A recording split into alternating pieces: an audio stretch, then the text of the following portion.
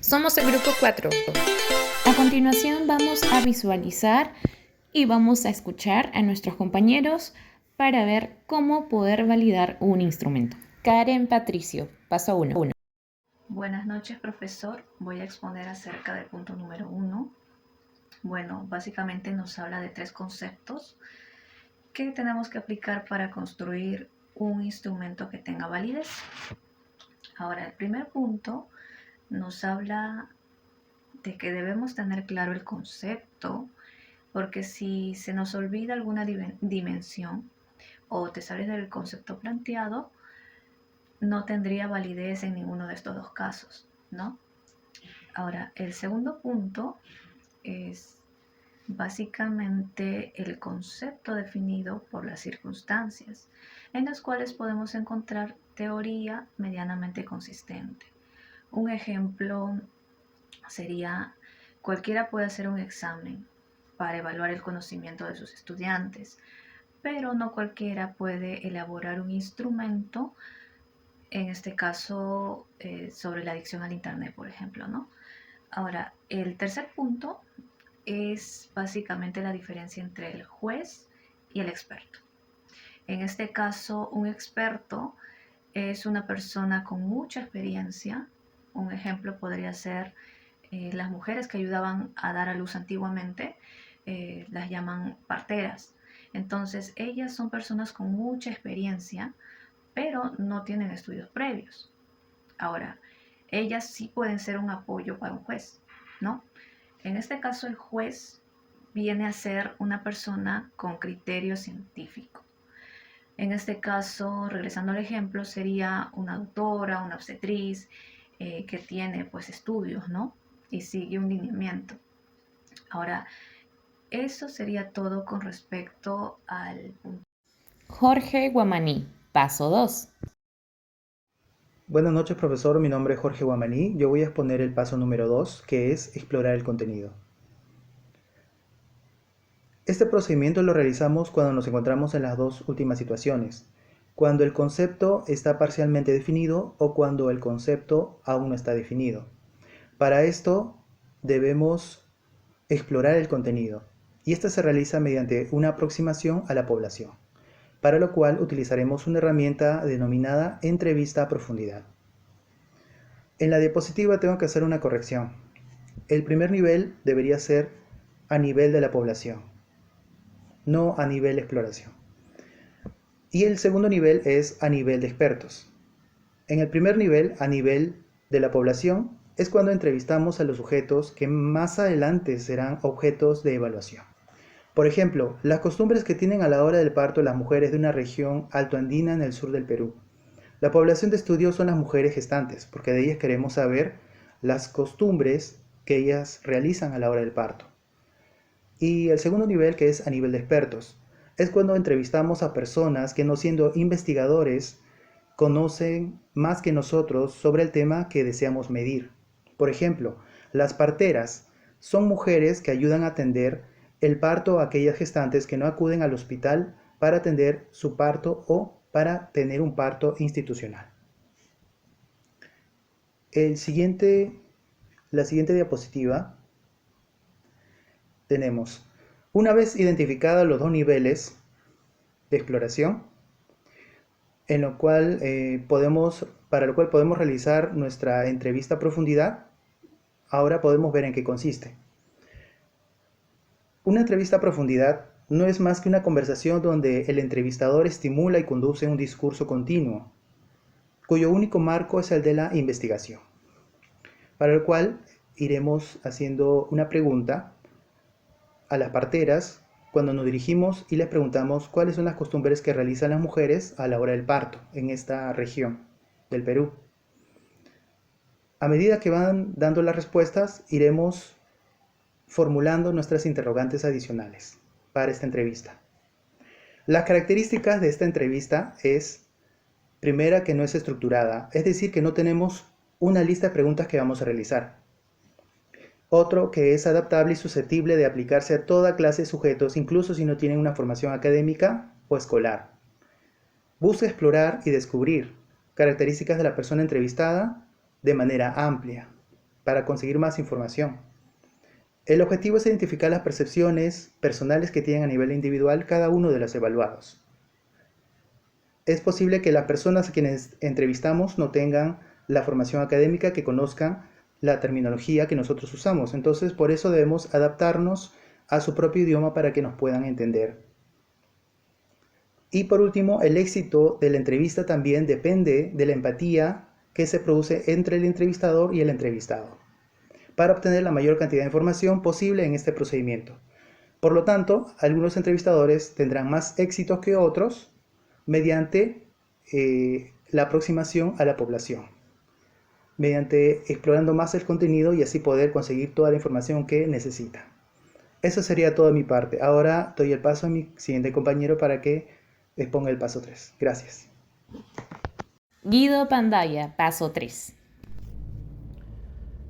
Como siguiente paso tenemos el paso número 3, en el cual vamos a trabajar con el paso anterior, en el cual hicimos la entrevista a profundidad.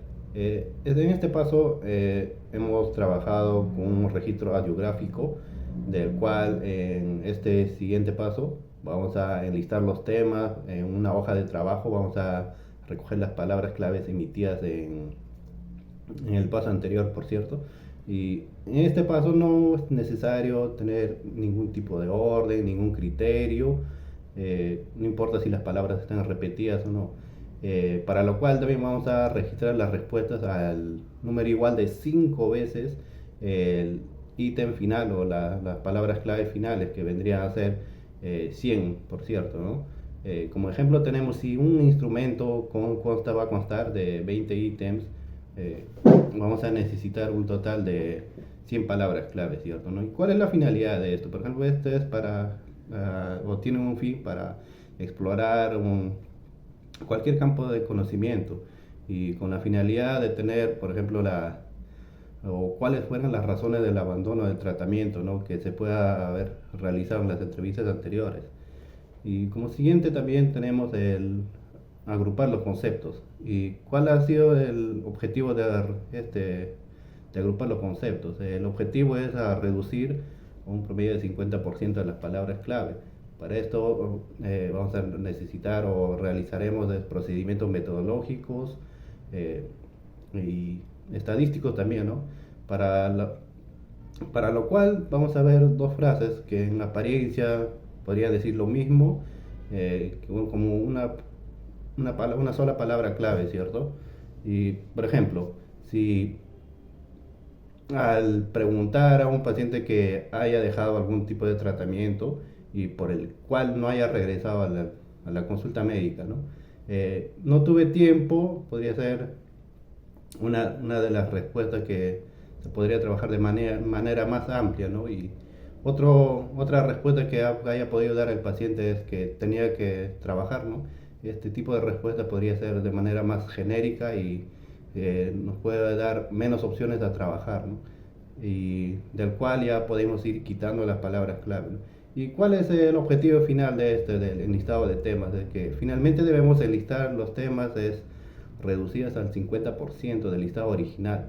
Y al final de este paso, por cierto, ya quedarnos con el 50, ¿no? La mitad de las palabras clave, que vendría a ser 50, y estas no podrían ser menos porque podrían afectar nuestras ítems al final, que podrían ser unos 20, ¿no? Grecia Sosa, paso 4. Buenas tardes, profesor. Mi nombre es Grecia Sosa. Me tocó hablar sobre el paso 4, que es la formulación de los ítems. Para que nosotros podamos entender ello, debemos saber qué es un ítem. Un ítem o reactivo es un enunciado que escribimos de forma interrogativa o afirmativa que constituye el cuerpo fundamental del instrumento que pretendemos construir. En este caso, ¿cómo vamos a formular los ítems, no? Para ello se realizó una entrevista a profundidad sobre mujeres que atienden el parto de manera empírica, lo cual se realizó un listado de 100 respuestas que al final se va a tener que resumir, ¿no?, en 50 temas. Con estos 50 temas, vamos a formular los ítems con la finalidad de que podamos corroborar si realmente existen las características que hemos enlistado, ¿no? Con estas 100 preguntas que se escogió los 50 temas. Entonces, en este ejemplo encontramos a dos grupos, a personas que podían realizar esa entrevista. Como lo indicaba, ¿no? El primer grupo estaba constituida por las mujeres que atendían los partos de manera empírica, llamadas parteras, que ellas no teniendo experiencia se pueden considerar llamadas expertas en el tema. El segundo grupo, que está conformado por las mujeres gestantes que pertenecen a esta región, ya que en realidad ellos son nuestro público objetivo, ¿no?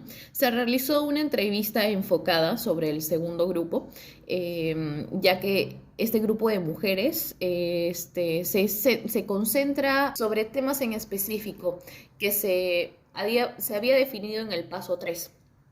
Entonces también podemos fusionar conceptos, puesto que es una entrevista no estructurada, ¿no? En este punto vamos a definir lo que vamos a construir, si es que es un cuestionario o es una escala, ya que un cuestionario puede significar un paso intermedio para la construcción de una escala, ya que un cuestionario nos ayuda a identificar cuáles son estas costumbres, mientras que una escala nos va a permitir conocer la frecuencia con las que se están presentando estas conductas, ¿no? Gracias. Nicole Peña, paso 5. Buenos días, profesor. Mi nombre es Nicole Peña. En esta oportunidad yo voy a exponer el paso número 5, que es la selección de jueces. Para validar un instrumento, el punto que tenemos que tener en cuenta es una buena selección de jueces. Ahora, nosotros tenemos que diferenciar un juez o un experto, ¿no? ¿Quién es una persona experta? Una persona experta es aquella que tiene mucha experiencia en un determinado campo. No necesariamente tiene que ser un juez. Y un juez es aquella persona que tiene un criterio científico, que habitualmente suele ser un investigador. Ahora, ese juez tampoco necesariamente tiene que ser un experto, ¿sí? O bien también podemos encontrar a jueces que sean expertos, ¿sí? Así viceversa. Ahora, ¿cuál es la función del juez? Los jueces tienen que ser multidisciplinarios, tienen que pertenecer a distintos campos. Su función es únicamente revisar los ítems que nosotros hemos elaborado o hemos formulado y que tengan 3 puntos muy importantes, que es la suficiencia, la pertinencia y la claridad. Ahora, cuando hablamos de suficiencia, ¿cuál es la labor del juez?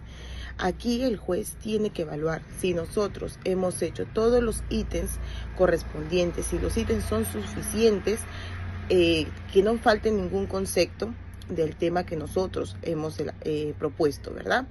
Que sean la labor del juez es verificar eso, que sea suficiente y que todos los conceptos se den. El punto número 2, que es la pertinencia. Aquí la tarea del juez es verificar si las preguntas que nosotros hemos elaborado de acuerdo a nuestro tema son pertinentes. Si hay un ítem que no es pertinente, el juez va a decir si es necesario sacarlo o quizás mantenerlo, ¿no? Entonces esa es la labor en lo que es la pertinencia. Y la claridad, que es de que nosotros tenemos que hacer nuestros ítems o nuestras preguntas de acuerdo a la población a la cual nos dirigimos. No podemos hacer unas preguntas con palabras muy de difícil entendimiento, quizás si nosotros vamos a evaluar a niños, ¿no? Los ítems deben estar redactados con la claridad respectiva, relacionada también al nivel de conocimientos que tiene nuestro pueblo objetivo, ¿sí? De eso se encarga, de verificar que tengan nuestro ítem los 3 puntos: suficiencia, pertinencia y claridad, el juez, ¿sí? Eso es todo de mi parte. Muchas gracias. Integrantes: Nicole Peña, Guido Pandaya, Karen Patricio, Jorge Bomaní y Grecia Sosa. Espero que la exposición haya sido de su agrado. Muchas gracias.